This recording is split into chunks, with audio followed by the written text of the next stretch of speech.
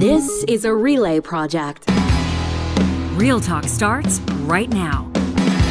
Here's Ryan Jesperson.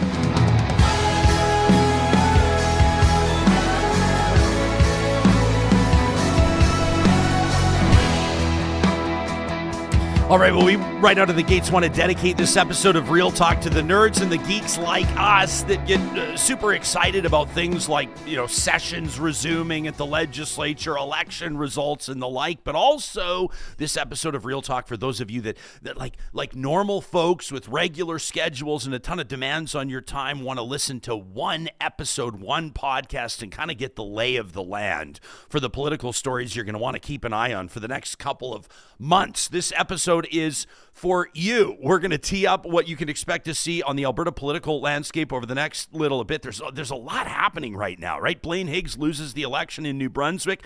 Saskatchewanians are going to the polls. And of course, could we see a change in government in Saskatchewan remains to be seen. Never mind everything that's happened in BC. We've had a lot to talk about.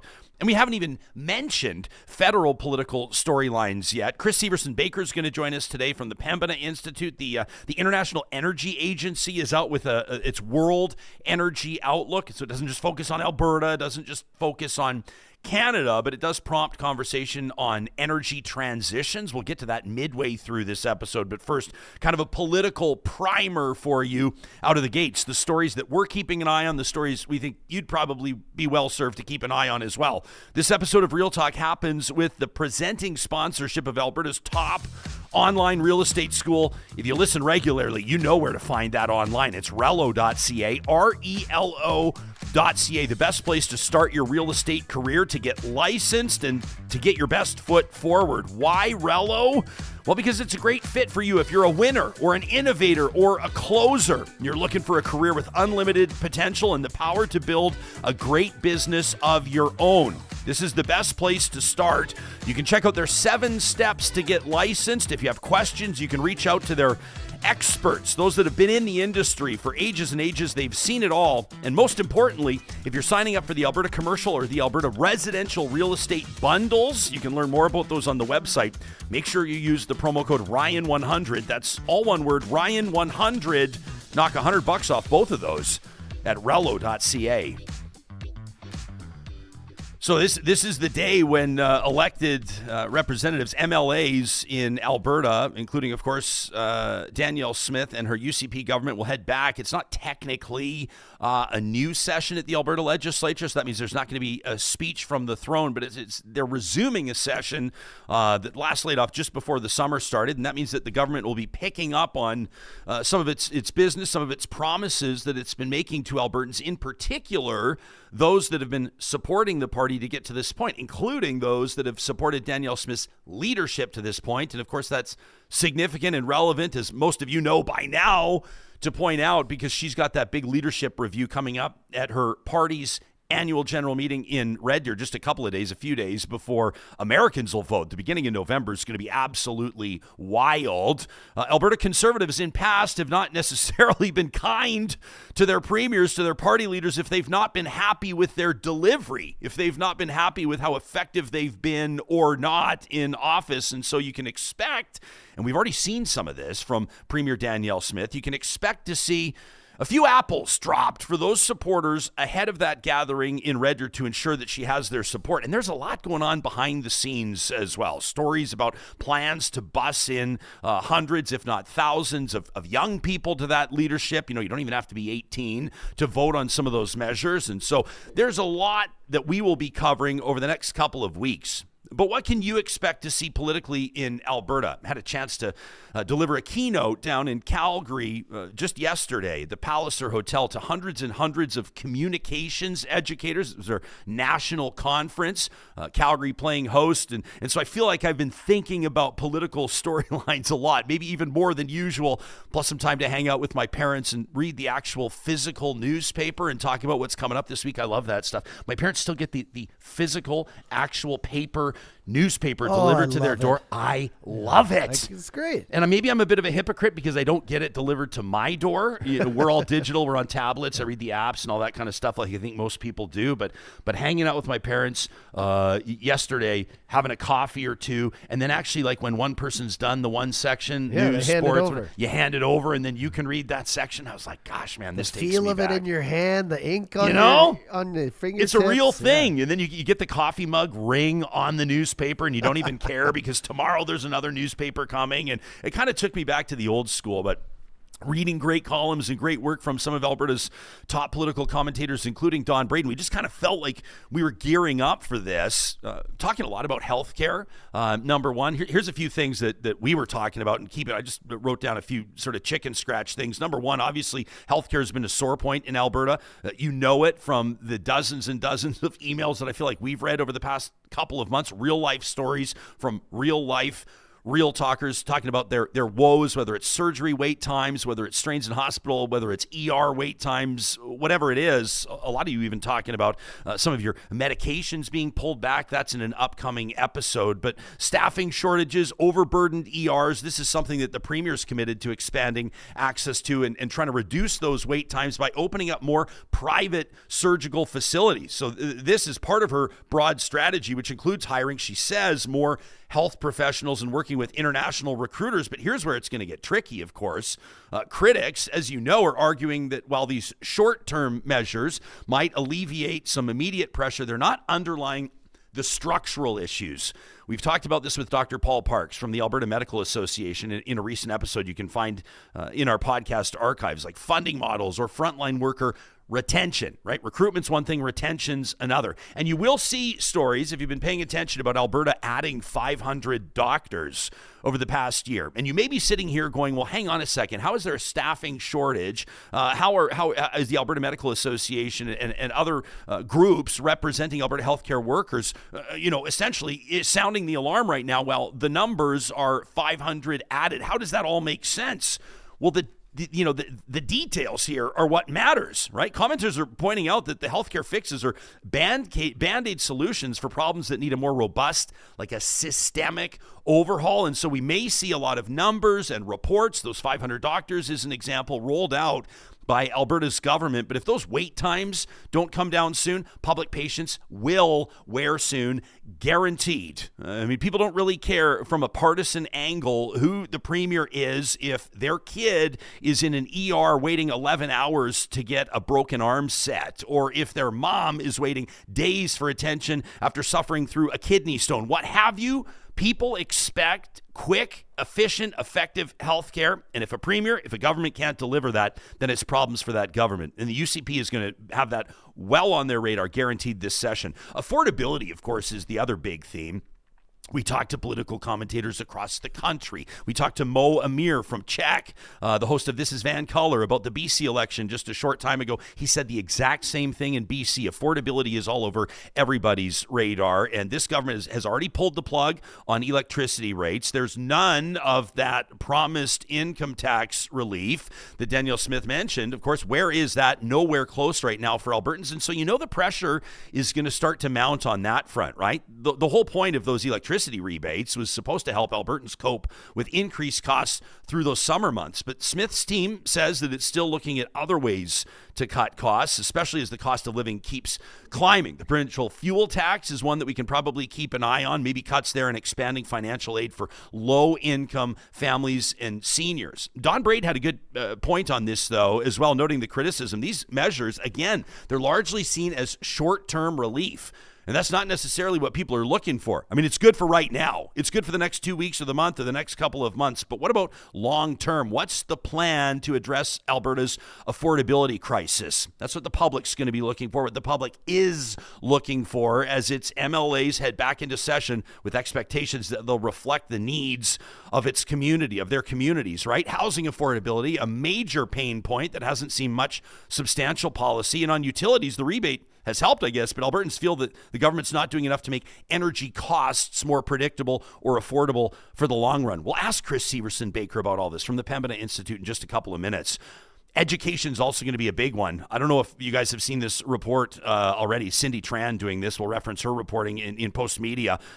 Bill 20, this big, described almost as an omnibus bill. There's a lot in Bill 20, which will be enacted into law in Alberta, but it's going to cost Edmonton public schools about $1.7 million more than budgeted for the 2025 municipal election. You're going to go, well, hang on a second. What does the municipal election have to do with Edmonton's public school board? Well, they're the administrators of the municipal election. And the UCP has enacted this ban now on these electronic voting machines. Right? A lot of people say that this is another gift to the right-wingers that have concerns, that have basically huge cynicism around the validity of election outcomes. Right? They want to see all of these ballots tabulated by hand, by human beings, not by the electronic counting machines. And that's going to take the cost of this election, the next municipal election, from just under $2 million to over $5 million. And 1.7 of that is going to fall on the Edmonton Public School Board, which is already dealing with funding shortfalls and a lot of pressures there. So this is an interesting story to keep an eye on.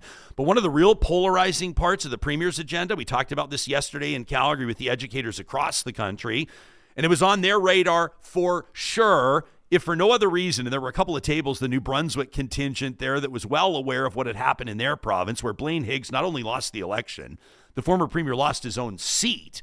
And I think probably a big part of that was, essentially the support that he gave for families and for lobby groups that were pushing back on things like pronoun changes in schools. Higgs was the first in Canada to do it, right? I mean, you may remember when he famously refused to refute that rumor around kitty litter boxes in classrooms, kids that were supposedly identifying as cats in classrooms and using litter boxes instead of the washrooms. Of course, teachers in those classrooms, principals, administrators say this is not a thing. This is not happening. Higgs refused to deny it. And ultimately, while there may have been more factors at play, an election typically isn't a one-issue referendum. Higgs lost. And you got to wonder if that's on Danielle Smith's radar, right? So they've committed, meantime, to what they're calling a back-to-basics approach. And so they're making these curriculum changes that emphasize foundational skills in math and literacy, instilling what they're calling Alberta values. But it's not without controversy. So you'll be hearing more and more over the next number of weeks from parents and teachers and experts that figure that this approach is ignoring important elements like critical thinking, comprehensive sex education, that's a big one, and Indigenous history. I remember a recent conversation with journalist Lawrence Mile and Carla Peck, Dr. Carla Peck from the U of A, a curriculum expert. You can find that in our archives for more on that. So expect to see more pushback from teachers' unions and educational advocacy groups over the next number of weeks as well. And then, of course, there's energy policy, and we'll dig into this with Chris from Pembina Institute in just a second. It's always a big one in Alberta, and the Smith government obviously wants to see Alberta remain as a leader in oil and gas, while also touting a commitment to environmental responsibility, because really you've got no other choice. But you're going to see a lot of talk about carbon capture and storage technology, and that's one that this government is really, really bullish on. It believes that it can allow Alberta's energy sector to grow while addressing emissions concerns. We talked to the federal energy minister, Jonathan Wilkinson, about that in a recent episode within the last 2 weeks. His take on carbon capture and storage, if you missed it, make sure you check it out. It may be one area where these two governments, the feds and the Alberta government, see eye to eye. Maybe not exactly, but there is some common ground there. Interesting stuff to follow. And then, of course, there's what the Premier has said may be dubbed the Jordan Peterson Law. I got a text from a buddy in Vancouver who said it's great to see the Alberta government focusing on the issues that are near and dear, most pressing to Albertans. And then he gave me that /S to indicate his sarcasm. But this is probably one of the most talked about and controversial proposals that we'll see this session, named after, obviously, Jordan Peterson, the Canadian psychologist and author who's faced disciplinary action, as we've spoken about many times in past, from the Ontario College of Psychologists. This is Premier Danielle Smith's latest move to bolster free speech protections in Alberta, and also obviously a nod to her base ahead of her leadership review. This is one that they're going to love, right? It'll involve reviewing and potentially limiting the authority of governing bodies like the Alberta College of Physicians and Surgeons or the Law Society of Alberta, especially when it comes to disciplining members for statements or conduct that would be deemed politically charged or controversial. So it's a protection, a professional protection of your free speech. And I kind of wonder if Real Talkers might land on a couple of different sides of this issue. And this is my official invitation and call to you to send us an email to talk@ryanjesperson.com. Jordan Peterson's plight, his ongoing battle with Ontario's regulatory body, and keep in mind, as we've said in past episodes, Jordan Peterson doesn't care if he's stripped of his certification, right? Actually, publicity-wise, it would be an incredible gift for him, a guy who's already got millions of followers, a guy who already sells millions of books, a guy who already makes millions of dollars on the public lecture circuit, to be, stripped of certification based on mean tweets he sent would go a long way in portraying him as a martyr, right? So he loves it. I don't speak for him, but you have to assume he loves it. Right? He's been vocal on contentious social and political issues, including things like pronouns, right? I mean, that was kind of what put him on the map in the first place, refusing to use requested pronouns from students in some of his psychology classes, right, in Ontario. And his case has struck a chord with conservative and in particular libertarian voices who have argued that these governing bodies are policing ideology rather than focusing on professional conduct. And so for Danielle Smith, I think that this case can serve as an example, a convenient one of she sees as regulatory overreach. So look for more on that. It's controversial, obviously, because I think that while Smith's supporters, particularly within, I'm talking like the paying, volunteering, door knocking membership of the UCP base, they're going to see this as a necessary step. And this will reach into vaccines. This will talk about opinions on, right? I mean, this, use your imagination on how far the application on this can go. But her supporters, and the way that she'll put it, want to make sure that independence is paramount, that self-regulating authority of professional colleges designed to set standards ensure ethical practice and maintain public trust. A lot of people will say that these governing bodies obviously play a critical role in safeguarding the integrity of professionals. And they'll argue that those that are using their positions, right, or the authority that comes with their titles to spread harmful misinformation or hate speech as an extreme, in fields like healthcare, for example, could erode public trust. And so some are seeing this law as an overtly political move, that prioritizes ideological battles over practical governance. And so it's not a mistake, Danielle Smith, a very smart communicator, to invoke Jordan Peterson's name, the Jordan Peterson Law. Are you kidding me? It obviously aligns her with a prominent culture war figure. And of course, it's leading a lot of people, political commentators in particular, to speculate that this law is probably more about energizing the Premier's base than about sound policy. So if it passes, when it passes, we're going to see probably a pretty chilling effect on regulatory bodies across Alberta. And this is something that we're going to be keeping an eye on. You've also got provincial overreach into municipal governance, right? I mean, you take a look at some of the laws that are being enacted here and the implications they're going to have. We've talked about this in past. Just last week, this UCP government has set itself up to be able to fire mayors and elected councillors without cause. Now, obviously, they'd still have to answer to the public for it, but this can be a closed-door decision. We know that. They can also repeal bylaws, municipal bylaws that have been enacted through democratic process. They're introducing political parties that will be, I think, a pretty significant factor in the next municipal election. That's coming up in the next year. And as an example, the UCP stepping in as Calgary's Green Line transit project, that big project. We're talking, I'm trying to do the math here. It's 10 figures, right? In the billions of dollars, stepping in amid cost overruns and essentially hitting kibosh, taking it over, and now calling the shots on behalf of Calgary. Municipalities have had autonomy, perceived and otherwise, legislated over things like transit projects forever. And so this is a really big deal. We'll also be keeping an eye on the relationship between municipalities and the province. There's a ton of funding implications too. So these are kind of like the high-level top points that I'm keeping an eye on, that as we were having coffees and talking over the weekend, this is what was on folks' radar. If we missed a big storyline, if we missed something that you're going to be keeping an eye on, send us a note. The conversation will continue through this week, including on our Friday roundtable, as we'll be taking a look back on the first week in action at the Alberta Legislature. Talk at ryanjesperson.com is where you can find us. Chris Severson-Baker from the Pembina Institute coming up in just a minute. The International Energy Agency's World Energy Outlook is out. What does it mean for Canada? What does it mean for Alberta, in particular, across the country, as confidence and support over the consumer carbon tax has essentially evaporated? How does all of this factor in, and ultimately, what does it mean for you? That's coming right up here on Real Talk. This conversation is happening with the amazing support of California Closets. Nobody does a better job of custom closets and storage solutions for the entire home, and it all starts with a free design consultation. You have absolutely nothing to lose sitting down with one of their talented team members. I would suggest you go visit them at one of their beautiful showrooms. They've got one in Edmonton, they've got one in St. Albert, they've got a beautiful location down in Calgary, or you can check out their website for more examples of how they work.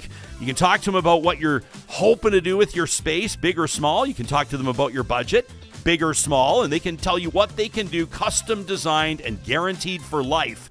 Transform your space today with California Closets at californiaclosets.ca. At Complete Care Restoration, they are in the business of getting folks back on their feet after devastating events like water damage, fire damage, sewer backup. That's the worst. We've dealt with that. Or even mold issues in your home or business.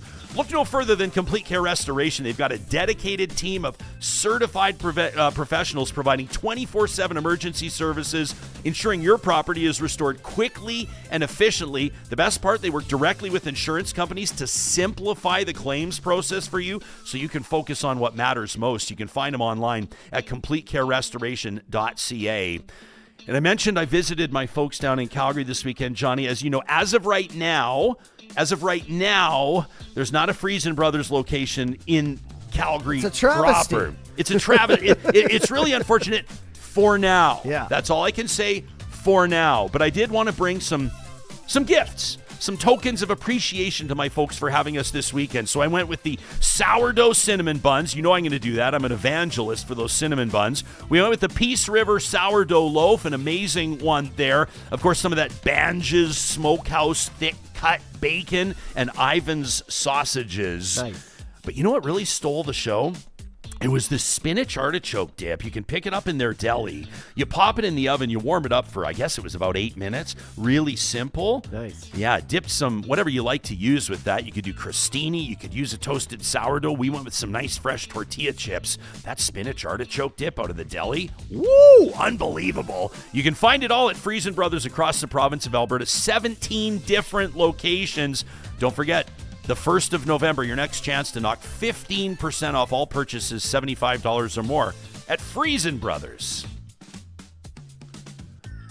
Well, the International Energy Agency out with its World Energy Outlook, and of course it's got everybody talking about Canada's energy transition, including the executive director of the Pembina Institute, Chris Severson-Baker, who joins us live kicking off this week. Chris, thanks for making time for us. Are you like the rest of us? I use it as a compliment, nerds and geeks that get pretty excited, pretty jazzed up about things like MLAs, ministers, government returning to legislature, opposition gearing up under a new leader, Naheed Nenshi. I mean, has this been all over your radar?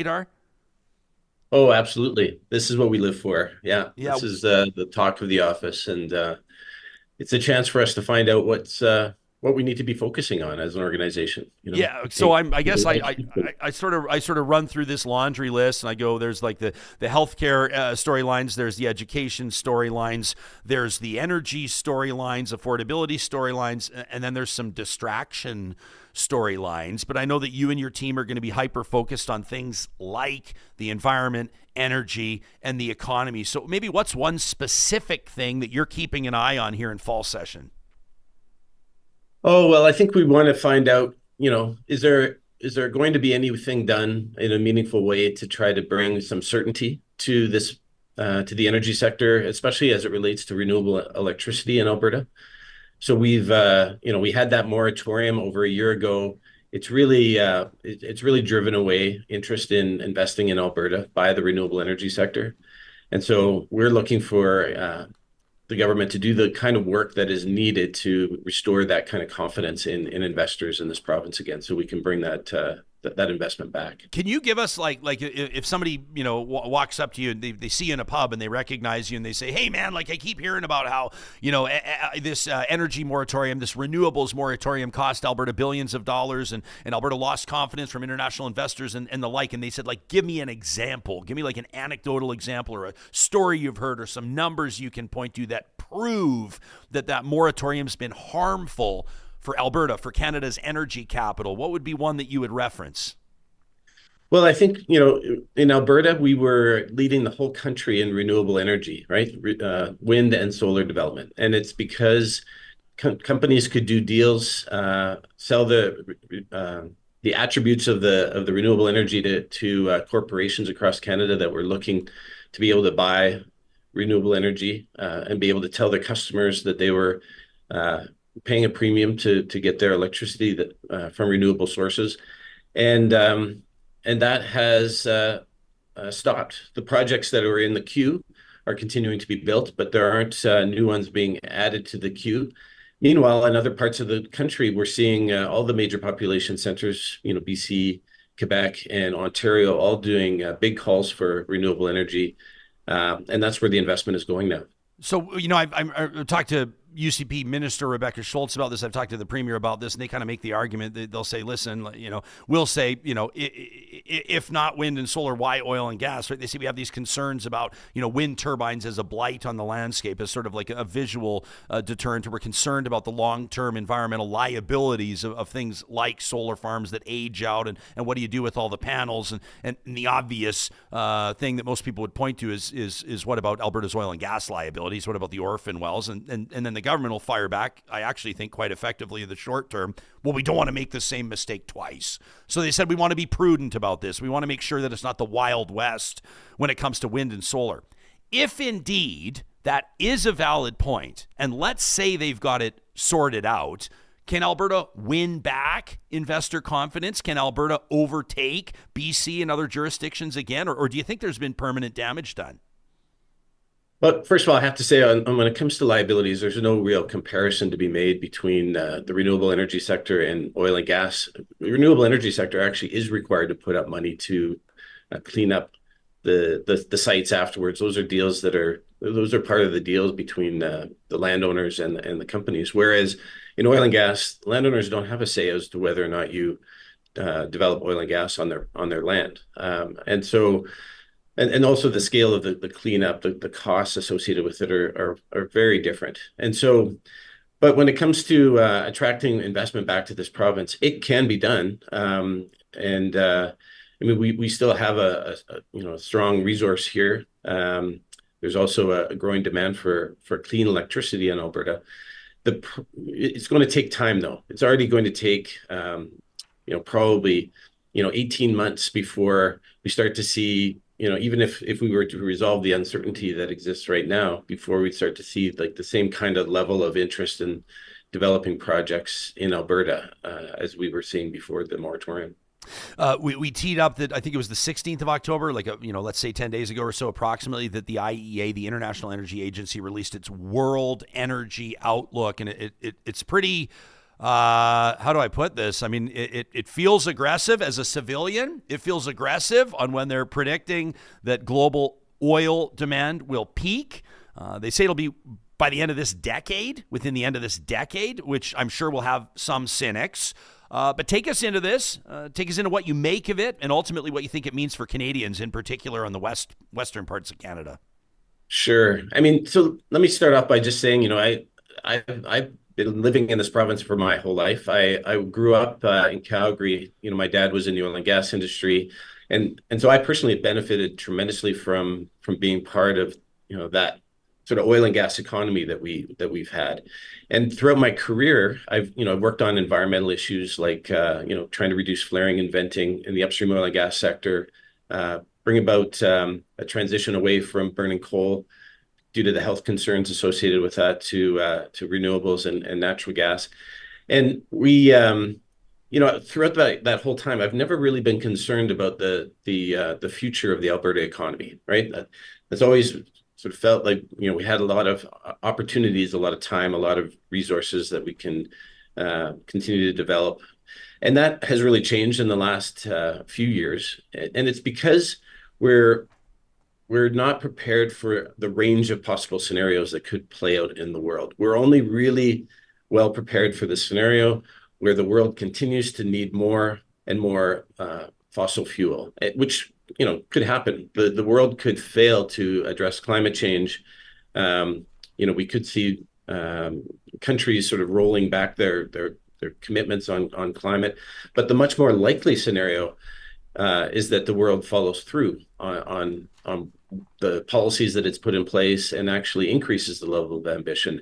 And that's what the IEA scenario is pointing at. It's showing that even if nothing else changed, we're going to see that peak in demand for oil, natural gas, and coal in the next few years. And that's because in other countries are moving extremely rapidly towards a net zero future, especially countries like China, who have seen an economic opportunity to essentially globally dominate in the area of clean electricity. And the writing is on the wall for the demand for oil and natural gas. And so we need to be prepared for that scenario as well, and we can be. So, Alberta needs to be ready for a range of scenarios, and that's my biggest concern, is that we're really only prepared for a scenario where the world fails to address climate change.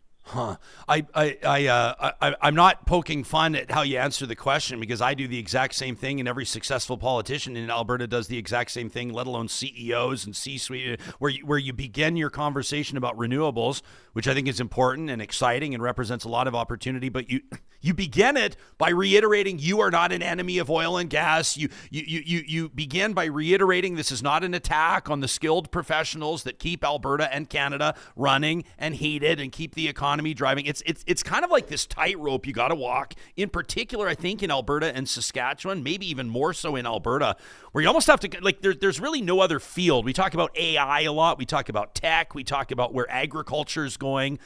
Maybe a little bit. You got to be careful in Alberta around beef. You don't want to come across, if we've talked about lab-grown meats and things like that on the show, same deal. The guests come on and they say, well, this is not an attack on beef ranchers.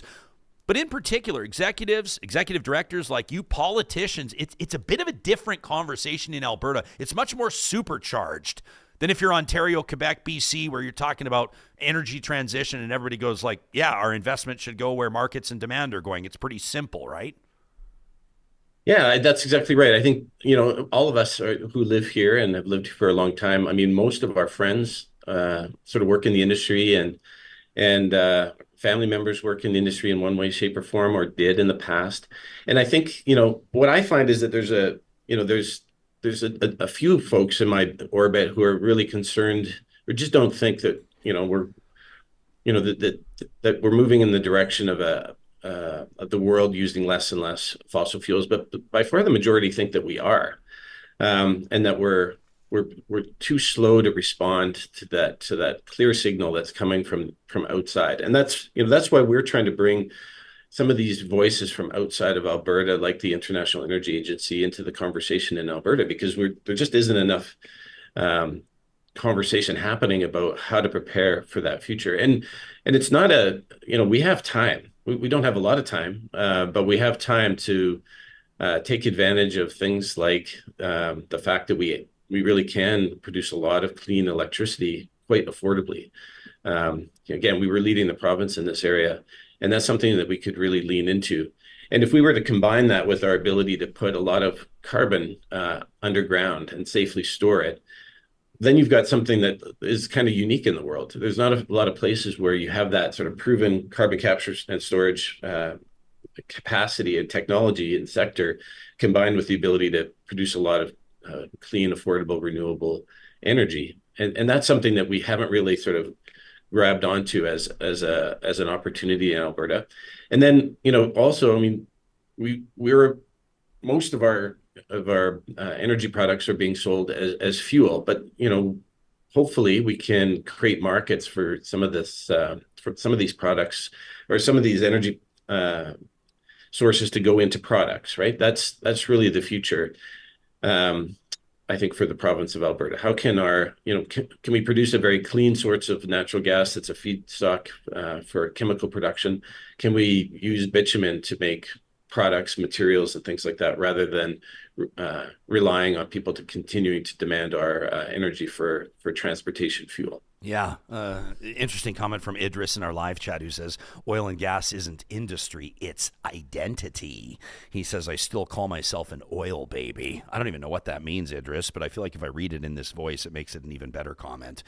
Jillian says, Alberta has no plan B. That's the problem. And no concern that there's no plan B. We're speeding towards a cliff with no concern that the brakes don't work. Ignorant people are so dangerous. And she goes on to say, like you, she says, also, I'm a big fan of oil and gas, carbon chemistry nerd here talking.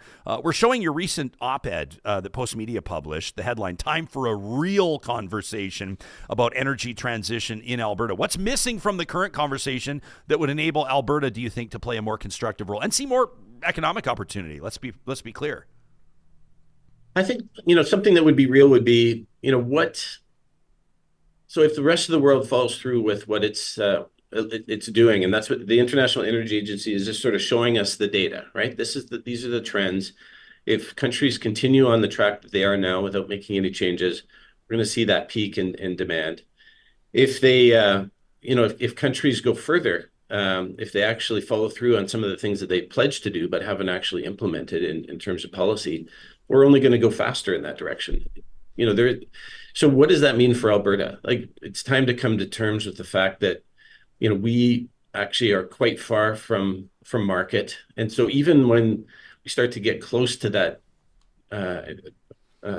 peak in demand, we're among the first places to be impacted by lower cost or lower prices for our commodities.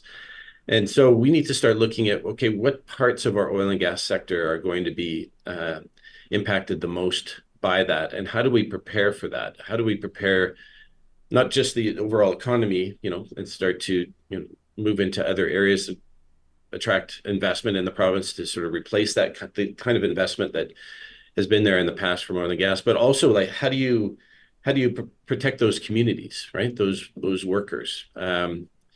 Some sources of our oil and gas are quite expensive to produce. Others are less so. So which sources are most at risk? Which projects are reaching the end of their economic life, so that we can actually support those communities in a transition as well. Like, if you're looking at a map of Alberta right now, what's a community, or maybe what's a specific area, project, application of technology that you're particularly concerned about? In other words, if you are working here, this is something that you're going to want to have all over your radar. Well, you know what? I actually don't really have that information. That information is available, but it's not part of the conversation, right? Huh. It's so that's part of the problem, you're saying. Exactly. Yeah. And what we've heard, when we phased out coal in Alberta, and we're phasing out coal nationally, that what we heard from communities and workers was, the biggest impact that the worst thing about this transition is not knowing that it was coming. Because if we know that it's coming, we can prepare for it. We can start to work with different levels of government on alternative plans for the community and for the workforce.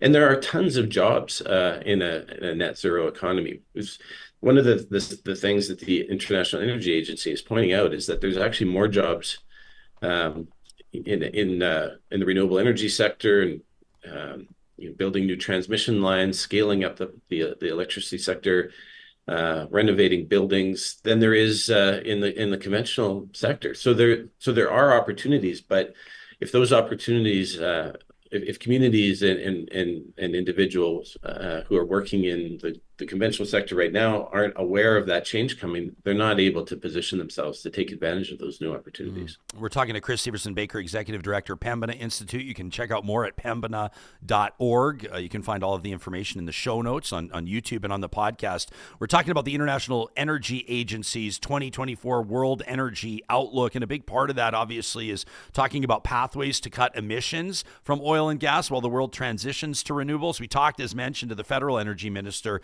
Jonathan Wilkinson, about the federal government's proposed production cap, and the language around this, it's going to be described differently by provincial or federal politicians, obviously, and by federal, I'm talking about by then the Liberal government and senior cabinet ministers versus what Pierre Poilievre might talk about it. It's obviously, I think, a response from the Liberal government over support waning for its consumer carbon tax, but there's a lot of what I perceive to be valid criticism around a production cap. The government in Alberta certainly doubling down on it. I mean, we've seen this $7 million national ad campaign talking about how a production cap is going to increase the cost of folks' groceries. I've seen Dr. Trevor Toome, the economist, go on the record and say, number one, that's not accurate. However, Toome hasn't exactly endorsed the cap.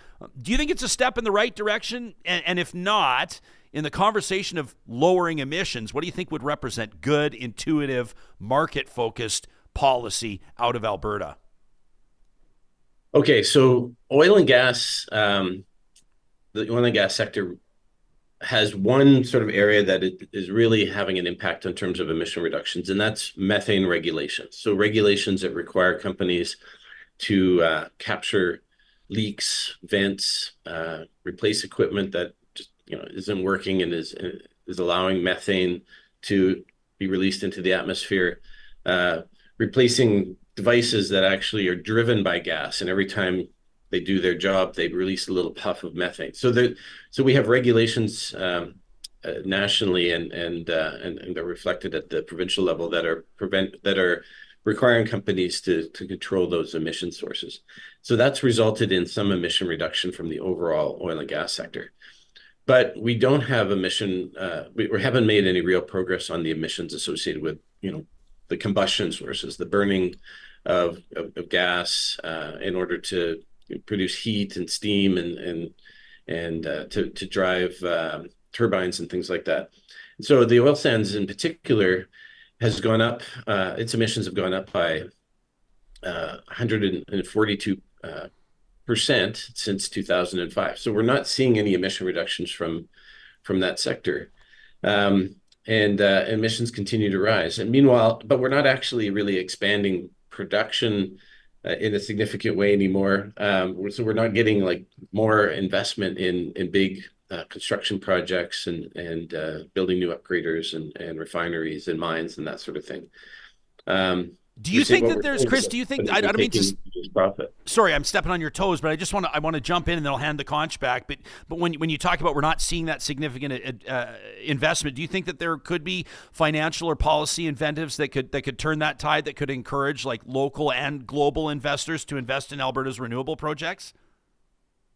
Well, that's what we were seeing. Yeah. I mean, yeah. And we are seeing some of the projects that are coming to Alberta. So Air Products, is a good example, are coming to Alberta because there's an opportunity to use geologic storage to store carbon.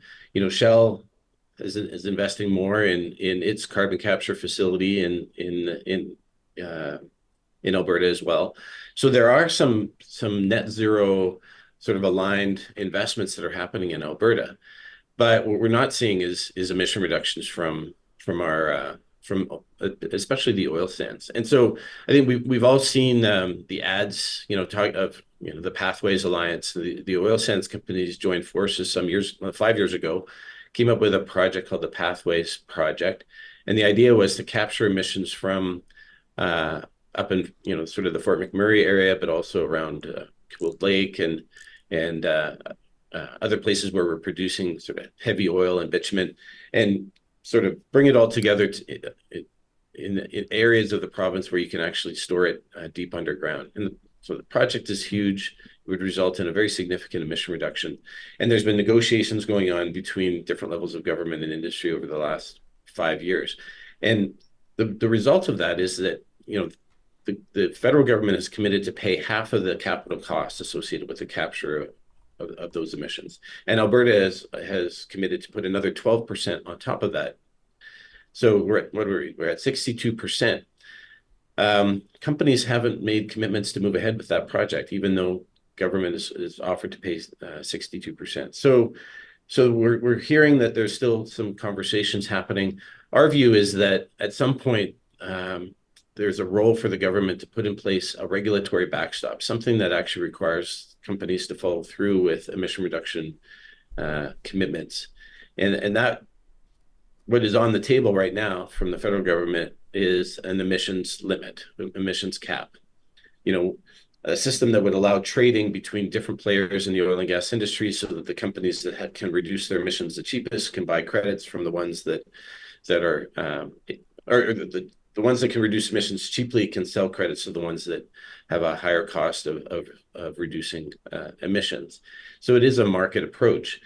And we just don't think that this project is going to go ahead unless there is some kind of a regulatory backstop.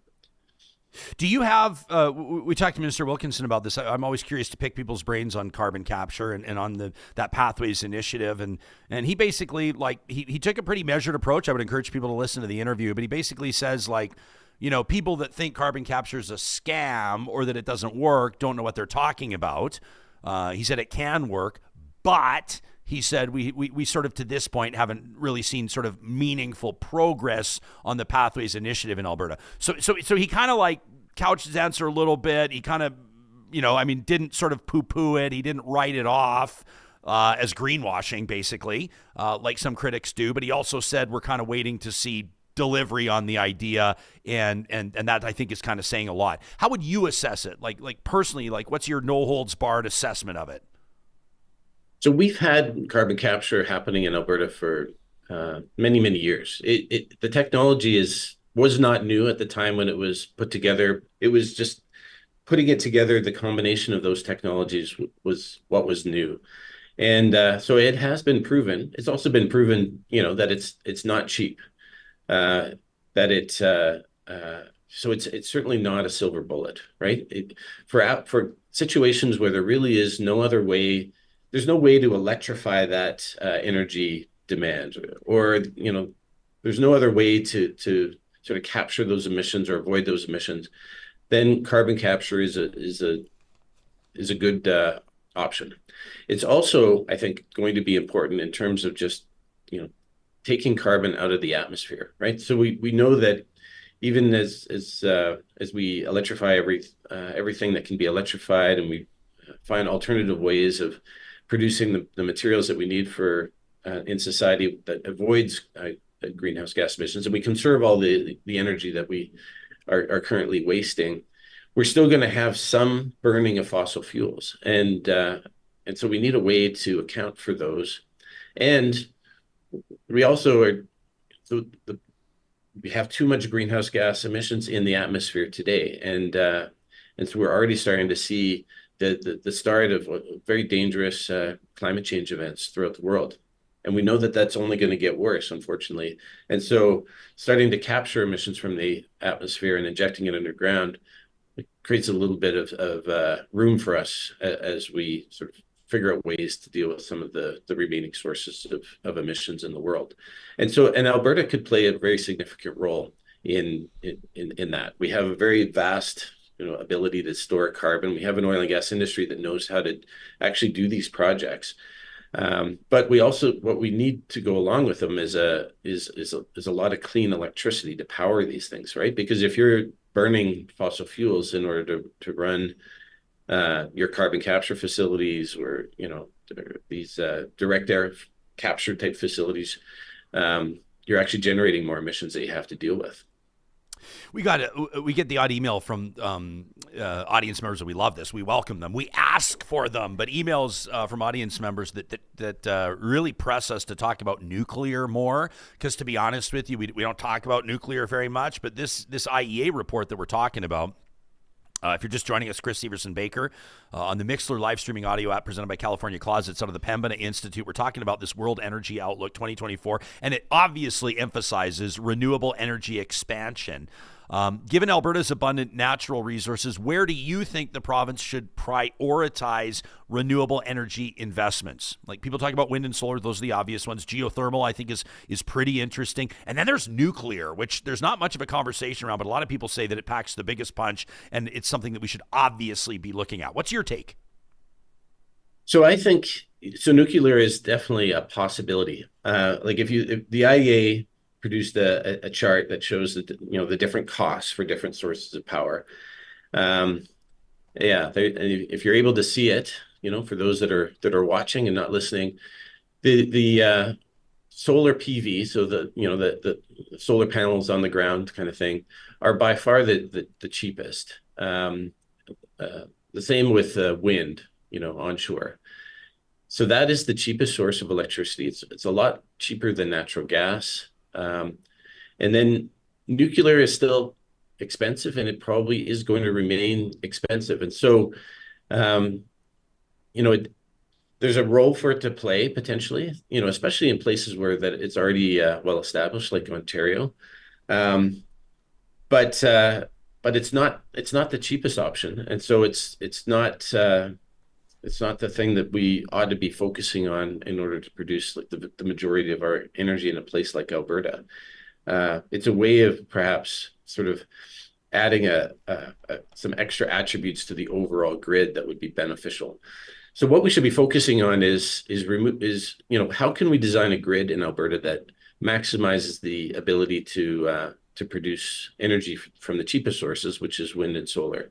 So the way to do that would be to pursue interties with other jurisdictions, so that when we have the ability to produce a lot of extra wind and solar because the sun is shining and the wind is blowing, we can sell that power and then buy it back when we need it. Like we're lucky that we have neighboring jurisdictions that have the potential to store our wind and solar power in their hydro dams.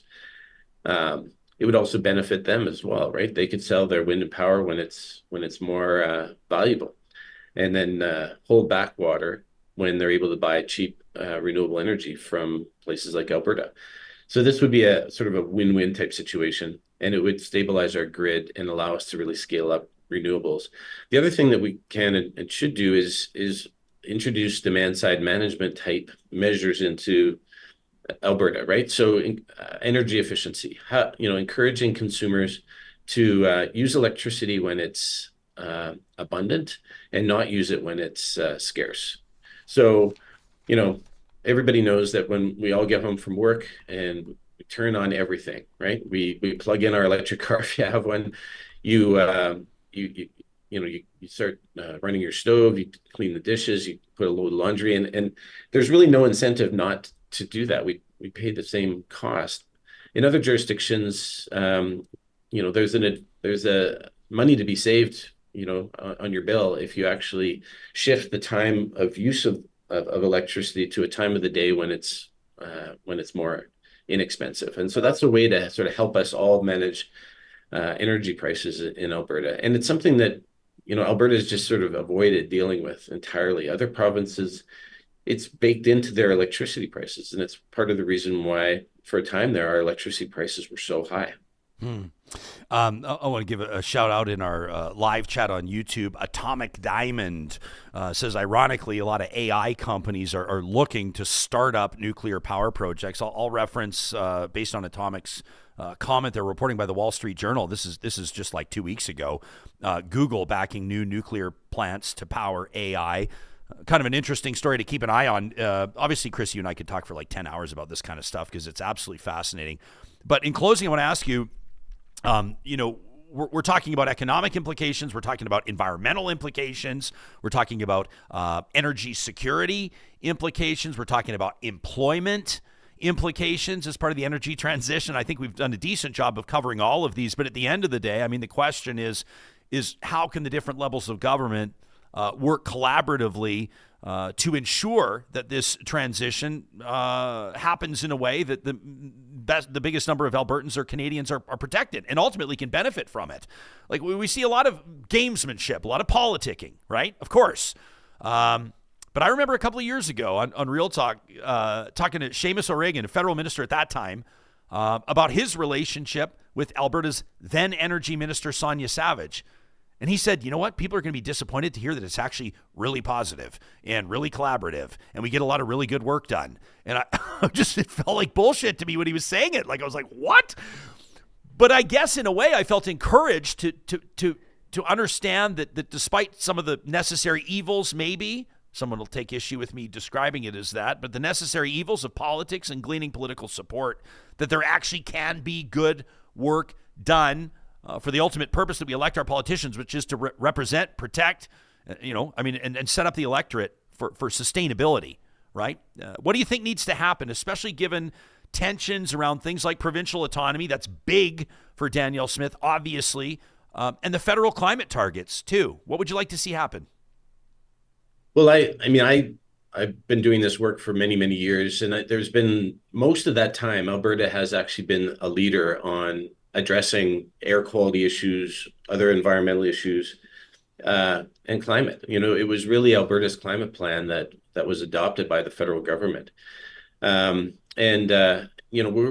better off when we lead on these issues than when we follow, or when we try, and especially if we're sort of trying to pull in the opposite direction. So my hope is that we, and I think it's going to actually take, people, Albertans sort of being a bit more pushy with their elected representatives and saying, hey, like, I'm not comfortable with where we're heading here. I think, the economy is actually at risk, because I don't think they're hearing that message from Albertans right now. And I think Alberta has all the motivation that it needs to sort of be really leaning into building an economy that will thrive in a range of different scenarios, right? We have a lot of opportunities to be successful in a net zero economy. But right now we're only focusing on a scenario that sees the world continue to rely on ever increasing demand for fossil fuels. And that's just not a safe place for Alberta to be, because we actually have no control over what the rest of the world does. We are, and right now we've got a 50-year-old organization, the International Energy Agency, that most of the countries in the world rely on as the preeminent source of this kind of information, saying, that the end of demand for these products is coming. And one of the first places that's going to feel that impact is Alberta. Mm-hmm. I also feel like these warnings are lost on some of the folks that should hear the most, because you hear something like International Energy Agency, and it sounds a lot like World Economic Forum, and you've been conditioned to believe that these are the enemies of the state, that these are the enemies of the common folks, that this is George Soros's money at work. I mean, I'm just scratching the surface, as you well know. About some of the thoughts that people have about these, the United Nations would be another example, et cetera, et cetera, et cetera. We don't need to dig into the conspiracy theories, but I mean, hey, put it this way, Chris, facts don't lie, emissions don't lie, climate trends don't lie. They are what they are. It's much like the law of gravity. Whether you believe in it or not, it applies.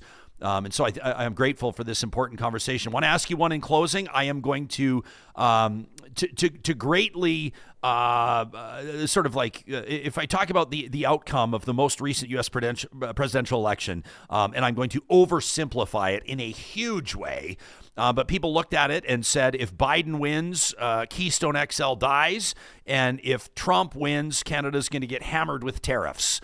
Those are kind of two of the overarching themes.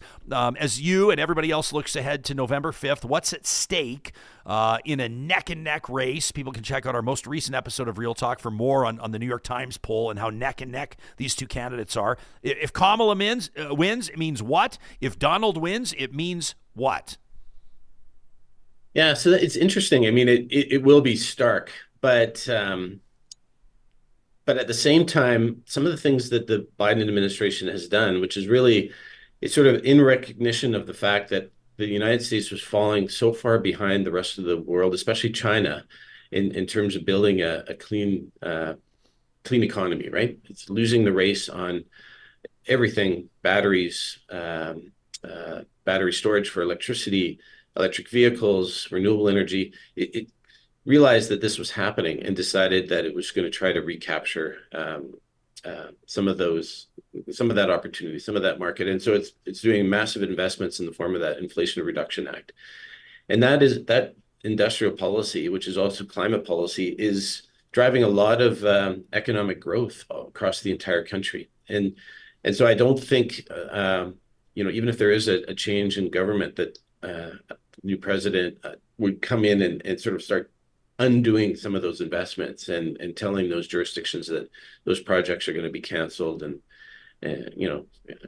I just don't think that's going to happen. And so there's already a lot of momentum in the United States towards, building a more clean electricity and trying to recapture some of that global supply chains, to be able to be a real player in a net zero world. And then the European Union is doing the same thing.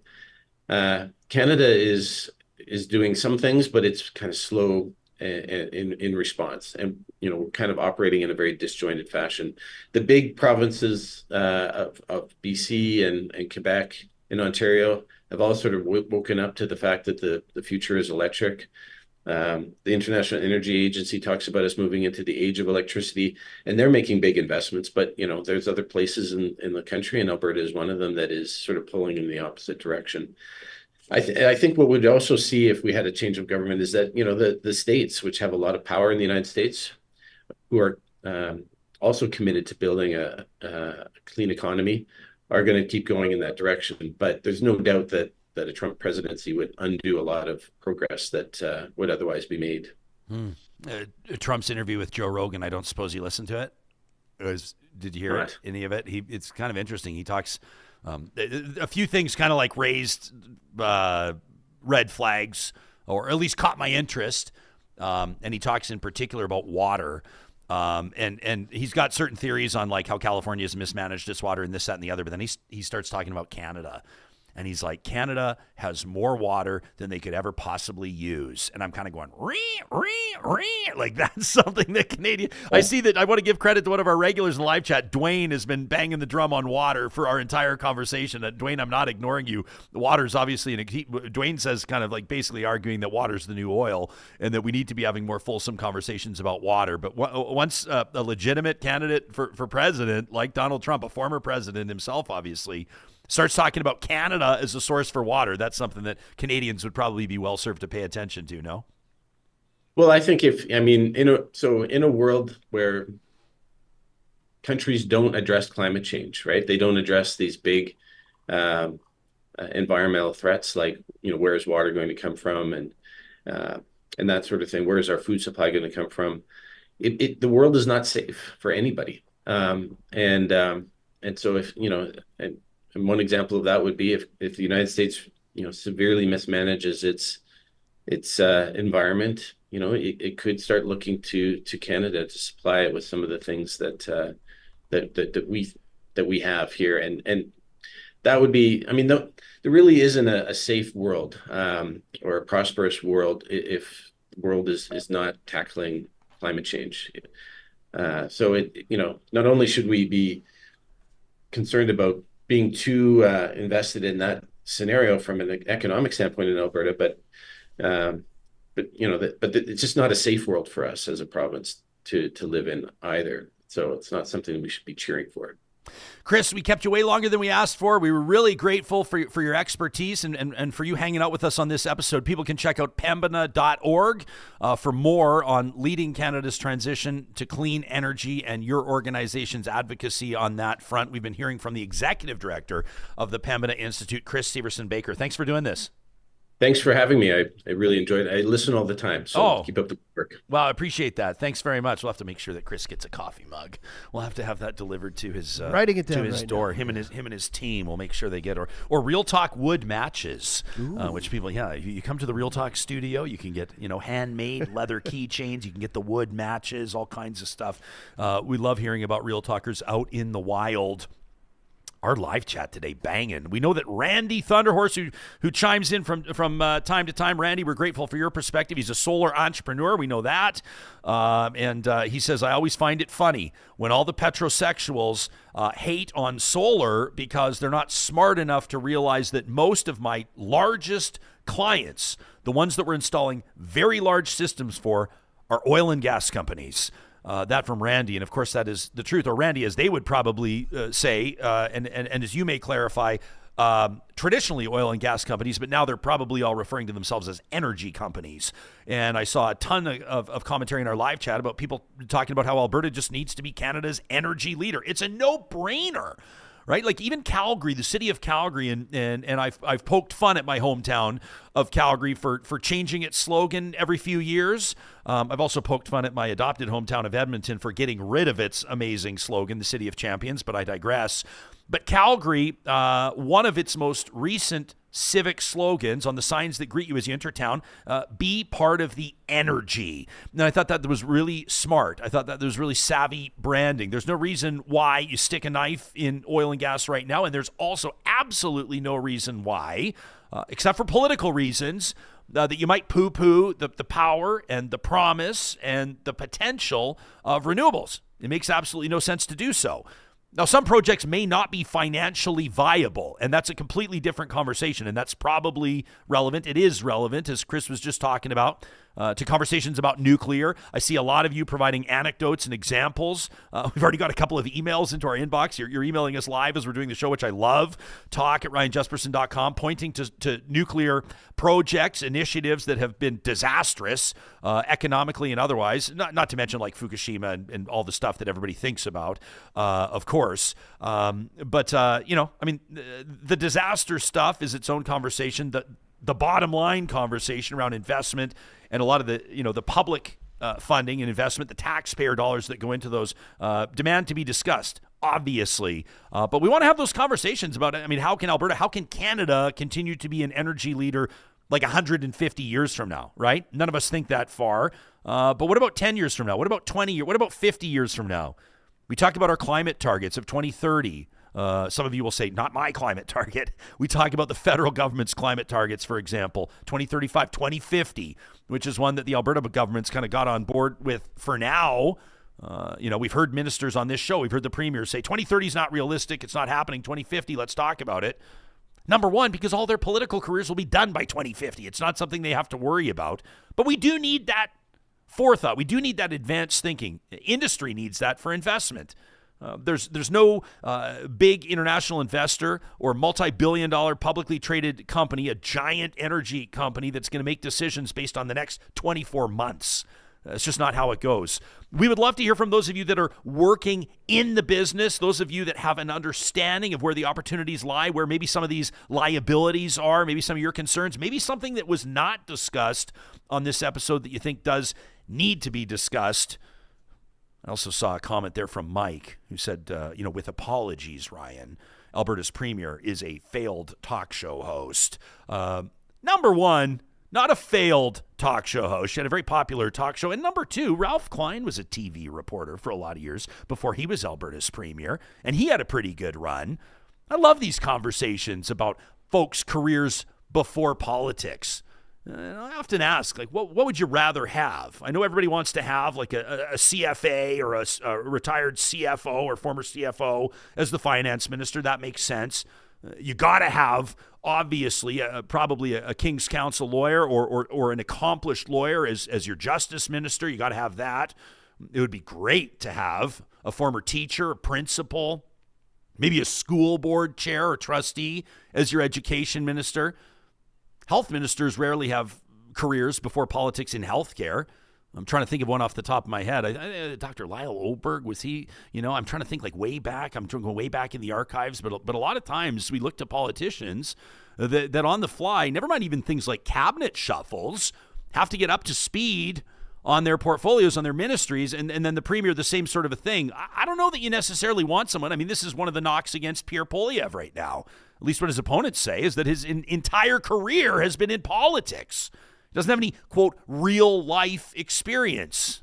And then, of course, I don't have to tell you about the drama teacher narrative around Justin Trudeau and everybody else. How much does the career before politics matter or apply? Anyway, Mike, I laughed at your comment. No offense taken. I don't consider myself to be a failed talk show host because you're listening. I think that's pretty great, but I don't know if the Premier is one either. You can let us know what you think about that. And of course, we're always looking for your feedback. James says, Keystone XL is dead. It died in Nebraska. Can we stop beating that dead horse already? James, I'm not trying to resurrect Keystone. I'm just saying that if you think back to the most recent presidential election, that was it. I mean, that was literally one of Biden's first orders of business. Like, it happened on his first day in office, right? He killed Keystone. That happened. And with Trump, the tariffs were very relevant. If you work in forestry, if you work in construction, if you work in steel, you know that to be true. And Trump's promising even tougher tariffs if he's elected again. And that's something, obviously, that will be extremely relevant to Canada, and the one that we'll be keeping an eye on, depending on what happens on November 5th. Make sure you check out our episode of Real Talk. That was the 24th of October, where we dig into that New York Times polling. It has both candidates, Harris and Trump, deadlocked at 48% among decided voters. This one's going to be wild and tough. I retweeted somebody who tweeted in response to our coverage over the weekend. They said this election is going to be decided by 50,000 people in 5 states. That's how tight it's going to be. We'll be keeping an eye on it and look to Real Talk the morning after that election, of course, for in-depth analysis, not just on what happened and why it happened, but also what it means for Canada. Before we wrap, a couple of orders of business. Number one, I wanted to draw your attention to our October 23rd episode of Real Talk. This is where we talked to Deborah Yedlin. She's the president and CEO of the Calgary Chamber of Commerce, and Peter Oliver, who's a radio personality in Calgary. He does a lot of work in the community, and he's a volunteer with Project Calgary, debating back and forth whether or not, quite frankly, Calgarians got screwed on their arena deal.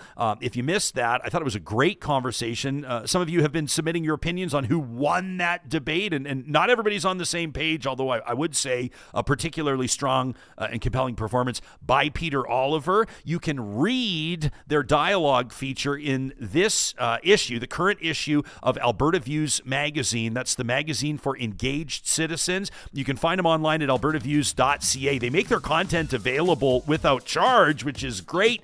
But here's what I'm asking you to do, Real Talkers. I'm asking you to support independent fact-check journalism by subscribing to Alberta Views. It's $20 for the entire year. Now, you're going to look online at the subscribe link at albertaviews.ca, and you're going to say, it's not $20. Well, with the promo code AVRJ, it sure is. That's Alberta Views, Ryan Jesperson, AVRJ, 50% off an annual, a one-year subscription to Alberta Views delivered to your door at albertaviews.ca. And I wanted to quickly mention an initiative. I know we've mentioned it before on the show, but I think this is absolutely fantastic. If you are a First Nations, Inuit, Métis student anywhere in Canada, and you're looking right now to make a commitment to your post-secondary journey, make sure you check out athabascau.ca. It's Canada's open university, and just last month, its Board of Governors agreed and decided to drop tuition by 10% for all First Nation, Métis, and Inuit students across the country. This is part of their ongoing efforts to enhance access and equity for Indigenous students. If you want to learn more about Indigenous supports and services at Athabasca University, make sure you check out athabascau.ca/Indigenous. Appreciate this live. I mean, this live chat is humming today. I feel like people are kind of picking up on the energy that, politically speaking, there's a lot happening in Canada. And obviously, we're going to be keeping an eye on what happens in Saskatchewan this week. And we've got some interviews lined up with some Real Talkers in Saskatchewan that, depending on what happens, are going to give us some insights there. It's obviously a story that will continue toward that narrative, like, you know, a change of government in New Brunswick, no change in government in BC, but just by a hair. What'll happen in Saskatchewan, we shall see, and then Danielle Smith's leadership vote. And we see other provinces now. We're going to see elections elsewhere, not to mention what's happening federally. There's a lot to keep an eye on. So make sure you keep it locked here on Real Talk. And there's always more coming from us, highlights, shorts, reels. So make sure you subscribe to us on YouTube and, of course, on the social media platforms, TikTok, Instagram, and you'll find us on Twitter as well. Our friends at Kuby Renewable Energy, every single week, bring us the good news. These are the silver linings. These are the positive reflections that don't always make it in the news cycle. And I want to thank Nikki for passing this one along. You remember a couple of times in past on Real Talk, we've featured Firefighter Aid Ukraine. These are the amazing individuals that are traveling to Ukraine to make sure that first responders there are getting trained in a war zone, by the way, to deal with some of their combat situations. They're sending equipment over there. Like, I'm talking about shipping over like full-size fire trucks, things like that, not to mention bunker gear for the firefighters and everything else. Well, in September of this year, Firefighter Aid Ukraine sent a team of volunteers from Edmonton, Calgary, and Vancouver to conduct a rope rescue training program. They dubbed it the Canada-Ukraine Rope Rescue Exchange, and they were able to donate, thanks to folks like you and the hard work of their team, state-of-the-art equipment and best-in-class training to first responders from Ukraine's state emergency services. They were able to review everything from advanced knot training to proper patient packaging and extraction, how to get people out of tough spots, basically, as well as things like advanced rope weight distribution theory. The first responders came from 22 of Ukraine's 24 oblasts, they call them. That's like provinces. And they're going to be able to bring equipment, knowledge, and theory back to each of their respective departments. It's going to impact the entire country. As we all know, Ukraine is under constant threat from Russian invaders who are targeting residential buildings and hospitals with artillery and missiles and drone strikes. And it's essential that Ukraine's first responders have equipment and training to rescue people when they've been under attack. And so this training was conducted in civic centers, Ivano-Frankivsk and nearby Carpathian Mountains. Firefighter Aid Ukraine dedicated to providing equipment and training to Ukraine's state emergency services so they can safely and effectively complete their mission of saving innocent lives. And Real Talkers, with your assistance, more volunteer teams and equipment can be sent over. Their work is not done yet to ensure that Ukraine's first responders have the tools and training needed to protect the lives of innocent Ukrainians. A shout out to the amazing first responders from Edmonton, Calgary, and Vancouver that headed over there. A huge shout out to the first responders in Ukraine that are putting their lives on the line every single day to save the lives of other people, because that's what they do. If you're moved by this and you'd love to help Firefighter Aid Ukraine achieve its mission of continuing to provide those infrastructure supports, the training, and the like, you can learn more at firefighteraidukraine.com. We'll link to it in the show notes. And thanks to Nikki for passing this along. Positive Reflections is presented the first episode of every week by our wonderful friends at Kuby Renewable Energy. You can get a free solar quote today by visiting kubyenergy.ca. I'm curious to know what Max Fawcett's going to make of this conversation we just had about the energy transition, about that emissions cap, about the resumption of the fall legislature, about election results in BC and New Brunswick, and more. Don't miss the next episode of Real Talk, where we'll be sitting down with the lead columnist from Canada's National Observer. Until then, thanks for checking out Real Talk.